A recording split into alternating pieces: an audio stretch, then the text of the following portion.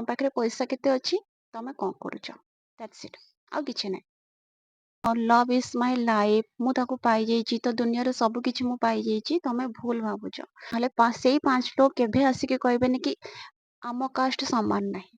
ଯିଏ ଯିବାର ଅଛି ସେ ଆଜି ନହେଲେ କାଲି ଯିବ। ତମେ ଚାହ ତା ସାଙ୍ଗେ ଆର୍ଗୁମେଣ୍ଟ ଲାଗ, ଚାहे ତମେ ତାକୁ ଯେତିକି ରୋକଠୋକ କର, ଯେତିକି ଅଟକେଇବାକୁ ଚାହୁଁଛ ଅଟକାଅ।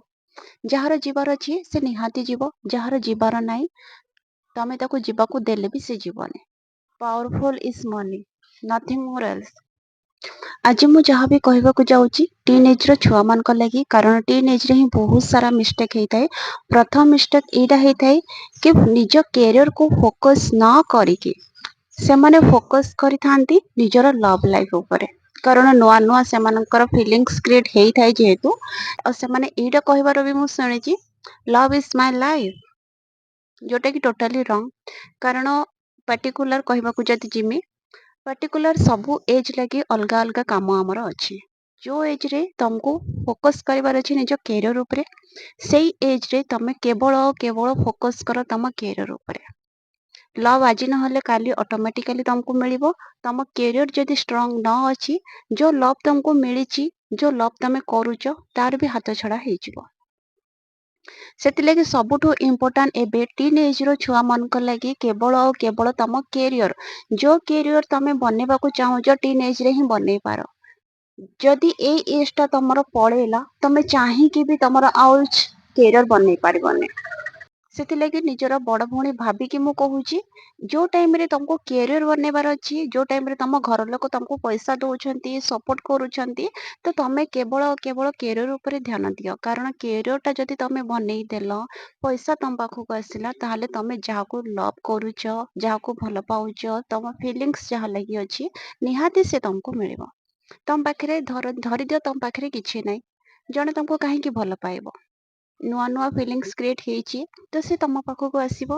ଯେତେବେଳେ ସେ ଦେଖିବ ତମେ ତାର ମେଣ୍ଟେନାନ୍ସ କରିପାରୁନ, ତମେ ତାର ଦେଖା ଚାହାଁ କରିପାରୁନ, ତ ସେ କଣ କରିବ ନା ତା ଦେଖା ଚାହାଁ ଯିଏ କରୁଥିବ ସେ ତା ପାଖକୁ ଯିବ। ସେ ତମ ପାଖରେ କାହିଁକି ରହିବ? କାରଣ ଲଭ୍ ପାଇବା ଲାଗି ହେଲେ ବି 3ଟା ଜିନିଷ ବହୁତ ଜରୁରୀ ଥାଏ। 3ଟା ଭିତରୁ 2ଟା ଜିନିଷ ତ ବହୁତ ଜରୁରୀ। ଫାର୍ଷ୍ଟ ହେଲା ତମର good looking personality. Good personality, good looking ରହିବା ନିହାତି ଦରକାର, ଯୋଉଥିପାଇଁ ତମକୁ ଲୋକ ତମ ଆଡକୁ ଆଟ୍ରାକ୍ଟିଭ ହେଇକି ଆସିବେ। ସେକେଣ୍ଡ ହେଲା ତମ ପାଖରେ ବହୁତ ସାରା ପଇସା ରହିବା ଦରକାର, ଯୋଉଥିପାଇଁ ତମକୁ ପାଖକୁ ଲୋକ ଆସିବେ। ଥାର୍ଡ ହେଲା ତମ ପାଖରେ ଗୋଟେ ଗଭର୍ଣ୍ଣମେଣ୍ଟ ଜବ୍ ରହିବା ଦରକାର। ଏଇ 3ଟା ଜିନିଷ ଯଦି ତମ ପାଖରେ ଅଛି, ନିହାତି ତମ ପାଖକୁ ଲୋକ ଆସିବେ। ଆଉ ଏଇ 3ଟା ଜିନିଷ ଭିତରୁ ଯଦି ଗୋଟେ ବି ଜିନିଷ ତମ ପାଖରେ ଅଛି, ତାହେଲେ ବି ଲୋକ ଆସିବେ। ଧରିନିଅ 3ଟା ଭିତରୁ ତମ ପାଖରେ କୌଣସି ଜିନିଷ ନାହିଁ, ତ ଲୋକ ଆସିକି ବି ପଳେଇବେ। ତ ଏଇ 3ଟା ଜିନିଷ ପାଇବା ଲାଗି ତମକୁ ମେହନତ କରିବା ଲାଗି ପଡିବ, କ୍ୟାରିୟର ଉପରେ ଫୋକସ୍ କରିବାକୁ ପଡିବ। ଯଦି କ୍ୟାରିୟର ତମର ଷ୍ଟ୍ରଙ୍ଗ ନାହିଁ, ତାହେଲେ ଲଭ୍ ଲାଇଫ୍ ତମର କେବେ ବି ଷ୍ଟ୍ରଙ୍ଗ ହେଇପାରିବନି, କେହି ବି ତମକୁ ସପୋର୍ଟ କରିପାରିବେନି। ସେଥିଲାଗି ପ୍ରଥମ କାମ ହେଲା ତମ କ୍ୟାରିୟର ଉପରେ ତମକୁ ଧ୍ୟାନ ଦେବାକୁ ପଡିବ। ତମର ଯଦି ଗଭର୍ଣ୍ଣମେଣ୍ଟ ଜବଟେ ହେଇଯାଉଛି ନା, ତମେ ଚାହେ ଭଲ ଦେଖାଯାଅ ନ ଦେଖାଯାଅ, ତମ ଘର ଚାହେ ଛାତ ଘର ଥାଉ, ଆମ ଭଳିଆ ଆଜବେଷ୍ଟ ଘର ଥାଉ, ତ ତମ ପାଖକୁ ଲୋକ ଆସିବେ। ଯେହେତୁ ତମ ପାଖରେ ଗୋଟେ ଗଭର୍ଣ୍ଣମେଣ୍ଟ ଜବ୍ ଅଛି, ଲାଇଫ୍ ସିକ୍ୟୁର ଜବ୍ ଅଛି। କାରଣ ଗଭର୍ଣ୍ଣମେଣ୍ଟ ଜବଟା ଲାଇଫ୍ ସିକ୍ୟୁର କରିଥାଏ। ତ ସେଥିଲାଗି ତମ ପାଖରେ ଯଦି ବହୁତ ସାରା ପଇସା ଅଛି, ପଇସାର ଅଭାବ ନାହିଁ, ଚାହେ ଗଭର୍ଣ୍ଣମେଣ୍ଟ ଜବ୍ ନଥାଉ, ଗୁଡ୍ ଲୁକିଂ ନଥାଉ, ଗୁଡ୍ ପର୍ସନାଲିଟି ନଥାଉ, ତାହେଲେ ବି ଲୋକ ତମ ପାଖକୁ ଆସିବେ।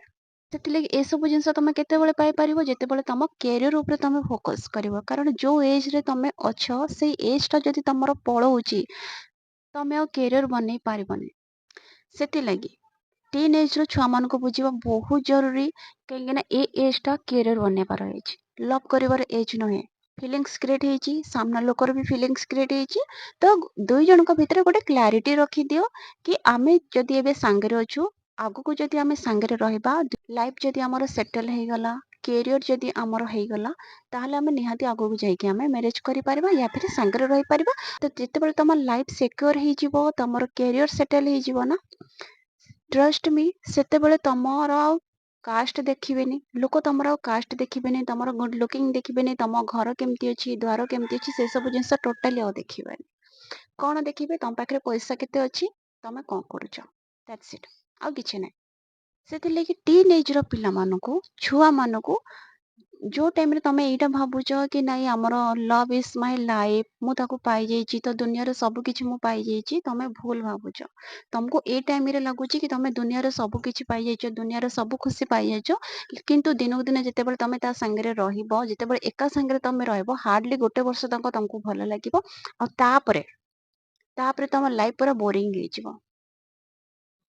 କାରଣ ପଇସା ଯଦି ତମ ପାଖରେ ଅଛି, ତମ ପାଖରେ ତାହେଲେ ସବୁ କିଛି ଅଛି। ପଇସା ଯଦି ଅଛି, ତମର ଭଲ ପାଇବା ବି ତମ ପାଖରେ ରହିବ। ପଇସା ଯଦି ଅଛି, ତମ ନିଜର ଦେଖା ଚାହାଁ ବି ତମେ କରିପାରିବ। ତମ ପଇସା ଯଦି ତମ ପାଖରେ ଅଛି, 5 ଲୋକର ମୁହଁ ବି ତମେ ବନ୍ଦ କରିପାରିବ। ଧରିନିଅ ତମ ପାଖରେ କିଛି ନାହିଁ, ତମ ପାଖରେ କିଛି ଯଦି ନାହିଁ, 5 ଲୋକ ଯେତେବେଳେ ତମକୁ ଆସିକି କହିବେ, ତମେ ତାଙ୍କର ମୁହଁ ବନ୍ଦ କରିପାରିବନି। ସେଇ ଜାଗାରେ ତମ ପାଖରେ କିଛି ନାହିଁ, କିନ୍ତୁ ତମେ ପାଇବାକୁ ଚାହୁଁଛ ତମର ଲଭ୍। ତ ଲୋକ କଣ କହିବେ, ଇଏ କିଛି କମଉନି, ଆ ପାଖରେ କିଛି ପଇସା ନାହିଁ, ଇଣ୍ଟରକାଷ୍ଟ ହଉଛି, ଆମର କାଷ୍ଟ ସେମ ଆସୁନି, ବହୁତ ସାରା ଇସ୍ୟୁ ଲୋକମାନେ ଅଛନ୍ତି ନା ତମର ଇସ୍ୟୁ କ୍ରିଏଟ କରିବା ଲାଗି। ଆଉ ସେଇ ଇସ୍ୟୁ କୁ ତମେ ଭାଙ୍ଗିବା ଲାଗି ତମକୁ କ୍ୟାରିୟର କୁ ଫାର୍ଷ୍ଟ ଫୋକସ କରିବାକୁ ପଡିବ, କ୍ୟାରିୟର କୁ ଷ୍ଟ୍ରଙ୍ଗ ବନେଇବାକୁ ପଡିବ, ତମ ଲାଇଫ କୁ ସେଟଲ କରିବାକୁ ପଡିବ। ସେକ୍ୟୁର ଲାଇଫ ତମର ଯଦି ହେଇଗଲା, ତାହେଲେ ସେଇ 5 ଲୋକ କେବେ ଆସିକି କହିବେନି କି ଆମ କାଷ୍ଟ ସମାନ ନାହିଁ। ଓକେ, ସେଇ 5 ଲୋକ ଉଲ୍ଟା କହିବେ, ପିଲା ତ ପଇସା କମଉଛି, କଣ ଅସୁବିଧା ଅଛି, ଝିଅ ତ ଭଲରେ ରହିବ। ବୁଝିପାରିଲେ? ସବୁ ଜାଗାରେ ଏଇ ଜିନିଷ ହୁଏ, କିନ୍ତୁ ବହୁତ ସାରା ଜିନିଷ ଦେଖିଥିବେ କି ଇଣ୍ଟରକାଷ୍ଟ ଲାଗି ବହୁତ ସାରା ଲଭ୍ ରିଲେସନ ଯୋଉଟା କି ଭାଙ୍ଗିଯାଏ। କିନ୍ତୁ ମେନ୍ ପ୍ରୋବ୍ଲେମ କୋଉଠି ହୁଏ ଜାଣିଛ? ପଇସା। ପଇସା ଲାଗି ବହୁତ ସାରା ରିଲେସନ ଭାଙ୍ଗିଯାଏ। ଯିଏ ପଇସା ବହୁତ ସାରା କମଉନଥିବ, ତା ରିଲେସନ ଭାଙ୍ଗିବା ଲାଗି ବହୁତ ଲୋକ ଆସିଯିବେ। ଯିଏ ପଇସା କମଉଛି, ତା ରିଲେସନ ଯୋଡିବା ଲାଗି ବହୁତ ସାରା ଲୋକ ଆସିବେ। ତମେ ଯାହାକୁ ଲଭ୍ କରୁଛ ବର୍ତ୍ତମାନ ଷ୍ଟେଜରେ, ଏତେ ଦିନ ତକ ତମ କ୍ୟାରିୟର ସେଟଲ ହେଇନି, ତମ ଲାଇଫ ସିକ୍યોର ହେଇନି, ତମେ କୌଣସି ଜିନିଷର ରୋକ ଠୋକ ତମର ପାର୍ଟନର ଉପରେ ଜମାରୁ ଲଗେଇବନି। କାହିଁକି ଲଗେଇବନି କହୁଛି, ଧରିନ ସେ କୁଆଡେ ଗଲା, ସେ କଣ ପିନ୍ଧିଲା, ସେ କଣ ଖାଇଲା, ଏ ସବୁ ଜିନିଷ ଯୋଉ ରୋକଠୋକ କରୁଛନ୍ତି, 2 ଜଣଙ୍କ ଭିତରେ ଆର୍ଗୁମେଣ୍ଟ ହଉଛି, ଏ ସବୁ ଜିନିଷ ତମେ କେବେ ବି କରିବନି। କାହିଁକି ନା ଯେତେ ଦିନ ତକ ତମର କ୍ୟାରିୟର ସେଟଲ ହେଇନି, ତମ ଲାଇଫ ସିକ୍યોର ହେଇନି। କାରଣ ତମର କୌଣସି ସକ୍ଷମ ନାହିଁ ତମେ ଜଣକୁ ମନା କରିବା ପାଇଁ, ଜଣକୁ ଅଟକେଇକି ରଖିବା ପାଇଁ। ତମର ସେତେବେଳେ ସକ୍ଷମ ଆସିବ ଯେତେବେଳେ ଏ ସବୁ ଜିନିଷ ତମ ପାଖକୁ ଆସିଯିବ। ତାହେଲେ ଯାଇକି ତମର ସକ୍ଷମ ଆସିବ, ତାହେଲେ ତମେ ଜଣକୁ ରୋକଠୋକ କରିପାରିବ, ଜଣକୁ ତମେ ରଖିପାରିବ। ଯେତେବେଳେ ତମେ ନିଜେ ତମ ଘର ଉପରେ ଡିପେଣ୍ଡେଡ ଅଛ, ତମେ ଆଉ ଜଣକୁ କେମିତି ନିଜ ଅଣ୍ଡରରେ ରଖିପାରିବ? ନାଇଁ ନା। ନିଜ ଅଣ୍ଡରରେ ରଖିବାର ଲାଗି ନିଜର କିଛି ରହିବା ଦରକାର। ଯଦି ନିଜର ଅଛି, ତାହେଲେ ନିଜ ଅଣ୍ଡରରେ ଜଣେ ରହିବ। ଯଦି ତମ ନିଜର ହିଁ କିଛି ନାହିଁ, ସବୁ ତମ ଘର ଲୋକର ହିଁ ଅଛି, ତାହେଲେ ଆଉ ଜଣକୁ ତମେ ନିଜ ଅଣ୍ଡରରେ କେମିତି ରଖିପାରିବ? ସେଥିଲାଗି ତମ ପାର୍ଟନର ଯଦି କିଛି କରିବାକୁ ଯାଉଛନ୍ତି, ତାଙ୍କୁ କରିବାକୁ ଦିଅ। ଯଦି ସେ ତମକୁ ଛାଡିକି ଯିବାକୁ ଚାହୁଁଛନ୍ତି, ଫିର ବି ଛାଡିକି ଯିବାକୁ ଦିଅ। ତମେ କେବେ ଅଟକାଅନି। କାରଣ ତମେ ନିଜେ ଅଲଗା ଲୋକର ଅଣ୍ଡରରେ ଅଛ, ତାହେଲେ ତମେ କାହାକୁ ନିଜ ଅଣ୍ଡରରେ କେମିତି ରଖିପାରିବ? ବୁଝିହେଲା? ସେଥିଲାଗି ଗୋଟେ କ୍ଲାରିଟି 2 ଜଣଙ୍କ ଭିତରେ, ସେଥିଲାଗି ଗୋଟେ କ୍ଲାରିଟି ରଖିଦିଅ। ଯିଏ ଯିବାର ଅଛି, ସିଏ ଆଜି ନହେଲେ କାଲି ଯିବ। ତମେ ଚାହ ତା ସାଙ୍ଗେ ଆର୍ଗୁମେଣ୍ଟ ଲାଗ, ଚାहे ତମେ ତାକୁ ଯେତିକି ରୋକଠୋକ କର, ଯେତିକି ଅଟକେଇବାକୁ ଚାହୁଁଛ ଅଟକାଅ। ଯାହାର ଯିବାର ଅଛି ସେ ନିହାତି ଯିବ, ଯାହାର ଯିବାର ନାହିଁ ତମେ ତାକୁ ଯିବାକୁ ଦେଲେ ବି ସେ ଯିବନି। ବୁଝିହେଲା? ସେଥିଲାଗି ତମର ଫାଷ୍ଟ କାମ ହଉଛି, ଯେହେତୁ ମୁଁ ଗୋଟେ ବଡ ଭଉଣୀ ଭାବରେ ମୁଁ କହୁଛି, ତମର ଫାଷ୍ଟ କାମ ହଉଛି ଟିନ୍ ଏଜର ଛୁଆ ମାନଙ୍କ ଲାଗି ପ୍ରଥମ କାମ ତମର ହେଲା କ୍ୟାରିୟର ତମେ ବନେଇ ଦିଅ। ଏଇ 30 ବର୍ଷ ଭିତରେ ତମର ଯଦି କ୍ୟାରିୟର ସେଟଲ ହେଇଗଲା ନା, ତାହେଲେ 30 ବର୍ଷ ପରେ ତମ ଘର ଲୋକ ତମକୁ ମ୍ୟାରେଜ କରେଇଦେବେ। ଚାहे ତମେ କୋଉଠି ପସନ୍ଦ କରିଥାଅ, ୟା ଫିର ଘର ଲୋକ କୋଉଠି ପସନ୍ଦ କରିଥାନ୍ତୁ, 30 ଇୟର୍ସ ପରେ ତମକୁ ମ୍ୟାରେଜ ହିଁ କରେଇଦେବେ। ସେଥିଲାଗି ମ୍ୟାରେଜର ଟେନସନ ଜମାରୁ ନିଅନି। ଟେନସନ ନବାର ଅଛି ତ କେବଳ ଆଉ କେବଳ କ୍ୟାରିୟରର ନିଅ। ପଇସା କେମିତି କମେଇବ ସେଇ ଟେନସନ ନିଅ। ନିଜ ଲାଇଫକୁ କେମିତି ସିକ୍યોର ବନେଇବ ସେଇ ଟେନସନ ନିଅ। କାରଣ ଏଇ ଟେନସନଟା ଏଇ ଟାଇମରେ ହିଁ ନବାକୁ ତମକୁ ପଡିବ। ଏଇ ଟେନସନଟା ଯଦି ତମେ ଏଇ ଟାଇମରେ ନ ନଉଛ, ତାହେଲେ ଲାଇଫ ଟାଇମ ତମକୁ ଏ ଟେନସନ ରହିବ।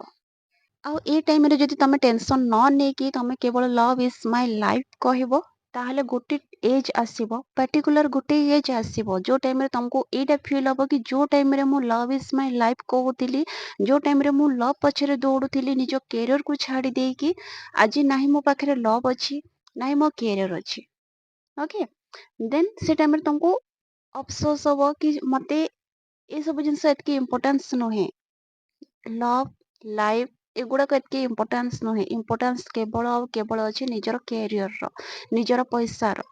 ମନି ହଉଛି ସବୁଠୁ ପାୱାରଫୁଲ ଆଜିର ଡେଟରେ। ମନି ତମ ପାଖରେ ଅଛି ତାହେଲେ ଛାଡିକି ଯିବା ଲୋକ ବି ତମ ପାଖକୁ ଆସିଯିବେ। ମନି ତମ ପାଖରେ ନାହିଁ, ପଇସା ତମ ପାଖରେ ନାହିଁ, ତାହେଲେ ଆସିବ ଲୋକ ବି ତମକୁ ଛାଡିକି ପଳେଇବେ। ସେଥିଲାଗି ସବୁଠୁ ଇମ୍ପୋର୍ଟାଣ୍ଟ ପଇସା କମାଅ, ଯେମିତି ବି ହଉ ପଇସା କମାଅ। ତମେ କ୍ୟାରିୟରକୁ ଷ୍ଟ୍ରଙ୍ଗ ବନେଇକି ଗଭର୍ଣ୍ଣମେଣ୍ଟ ଜବଟେ କର, ୟା ଫିର ଗଭର୍ଣ୍ଣମେଣ୍ଟ ଜବ ଯଦି ନ ହଉଛି ଯେକୌଣସି ପ୍ଲାଟଫର୍ମରେ ବାସ୍ ତମେ ପଇସା କମାଅ। ପଇସା ଯଦି ଭାଇ ତମ ପାଖରେ ଅଛି ନା, ତାହେଲେ ଭାବିଥିବ କି ତମ ପାଖରେ ସବୁ ଖୁସି ଅଛି। ତମେ ନିଜକୁ ଯେମିତି ମେଣ୍ଟେନ କରିବାକୁ ଚାହିଁବ ତମେ କରିପାରିବ। ଯେମିତି ଘରେ ତମେ ରହିବାକୁ ଚାହିଁବ ରହିପାରିବ। ଯେମିତି ପାର୍ଟନର ତମେ ଚାହିଁବ ତମକୁ ପାର୍ଟନର ବି ମିଳିଯିବ। ପାୱାରଫୁଲ ଇଜ ମନି, ନଥିଙ୍ଗ ମୋର ଏଲ୍ସ। ଓକେ। ତ ଆଶା କରୁଛି ମୁଁ ଯାହା ବି କହିଲି ଗୋଟେ ବଡ ଭଉଣୀ ହିସାବରେ ସମସ୍ତେ ବୁଝିଥିବ, ସମସ୍ତେ ସେ ଜିନିଷ ପାଳନ କର। ଖାସ କରିକି ଟିନ୍ ଏଜର ଛୁଆ ମାନଙ୍କ ଲାଗି ମୁଁ କହୁଛି ଏଇ ଜିନିଷ ପାଳନ କରିବା ନିହାତି ଦରକାର। କାରଣ ତମ ଲାଇଫ ଯଦି ସିକ୍योର ହେଇଯାଉଛି, ଲାଇଫ ଟାଇମ ତମେ ହିଁ ଭଲରେ ରହିବ। ମୁଁ ତମ ସାଙ୍ଗରେ ଯାଇକି ଭଲରେ ରହିବେନି। ବୁଝିଗଲା? ରହୁଛି। ନମସ୍କାର।